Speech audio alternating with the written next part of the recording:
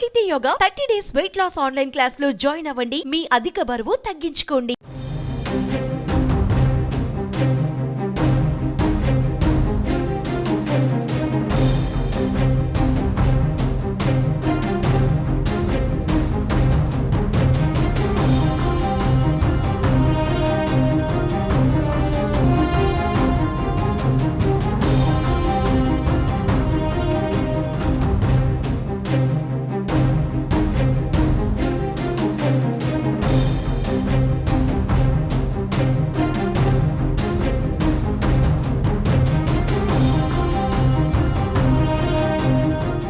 ఆశా వర్కర్లపై ఏపీలోని కూటమి ప్రభుత్వం వరాల జల్లు కురిపించింది. ఆశా వర్కర్లకు ఎన్నికల్లో ఇచ్చిన హామీలను అమలు చేయాలని నిర్ణయించారు.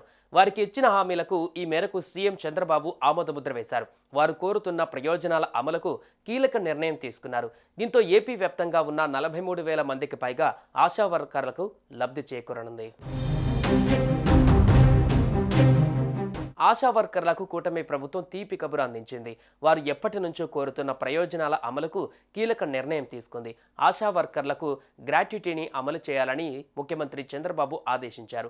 గ్రాట్యుటీ చెల్లింపు ఏ విధంగా ఉండాలన్న దానిపైన నిర్ణయం తీసుకోవడానికి ముందుగా వివిధ రాష్ట్రాలలోని ఆశా వర్కర్లకు అందుతున్న సౌకర్యాలను పరిశీలించాలని సూచించారు.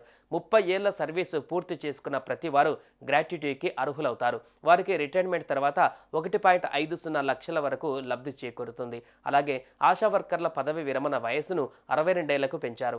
ఈ వరుస నిర్ణయాలతో గ్రామీణ ప్రాంతాలలో పనిచేసే 37,017 మందికి, పట్టణ ప్రాంతాలలో పనిచేసే 5,735 మందికి లబ్ధి చేకూరనుంది.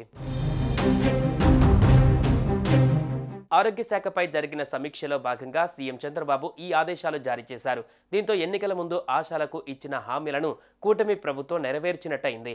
పైగా దేశంలోనే మొట్టమొదటిసారిగా ఆశా కార్యకర్తలకు గ్రాట్యుటీ అమలు చేస్తున్న ఏకైక రాష్ట్రంగా ఆంధ్రప్రదేశ్ నిలవనుంది.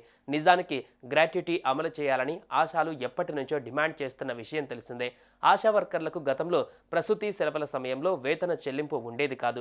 ప్రసూతి సెలవులను పని దినాలుగా పరిగణలోకి తీసుకొని వేతనం చెల్లించాలని అధికారులకు సమావేశంలో సీఎం ఆదేశాలు జారీ చేశారు. ఇక ఆశా వర్కర్ల పదవి విరమణ వయసును పెంచుతూ ముఖ్యమంత్రి తీసుకున్న నిర్ణయాన్ని ఆరోగ్య శాఖ మంత్రి సత్యకుమార్ హర్షించారు. ఈ నిర్ణయం ఆరోగ్య రంగంపై కూటమి ప్రభుత్వానికి ఉన్న చిత్తశుద్ధికి నిదర్శనమన్నారు. ఆశా వర్కర్లకు గ్రాట్యుటీని అందిస్తున్న తొలి రాష్ట్రంగా ఆంధ్ర నిలవనుందని తెలిపారు.